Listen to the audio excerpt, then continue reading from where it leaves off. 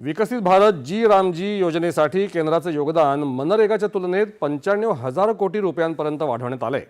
मनरेगामध्ये हे योगदान 86,000 कोटी रुपये इतकं होतं, असं केंद्रीय कृषी मंत्री शिवराज सिंह चौहान यांनी म्हटलं आहे। या योजनेची माहिती देणारा लेख त्यांनी एका इंग्रजी दैनिकात लिहिला आहे।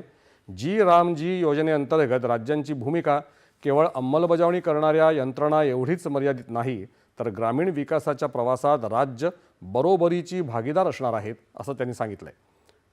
दरम्यान बनावट बियाणं, खतं आणि भेसळयुक्त खतांच्या विक्रीला आळा घालण्यासाठी केंद्र सरकार कठोर कायदे करणार असल्याचं केंद्रीय कृषी मंत्री शिवराज सिंह चौहान यांनी म्हटलंय। ते काल राजस्थानमध्ये नागौर जिल्ह्यात आयोजित राज्यस्तरीय शेतकरी परिषदेला संबोधित करताना बोलत होते। यासाठी संसदेच्या आगामी अधिवेशनात 2 नवीन कायदे आणले जातील, असंही शिवराज सिंह चौहान यांनी सांगितलं।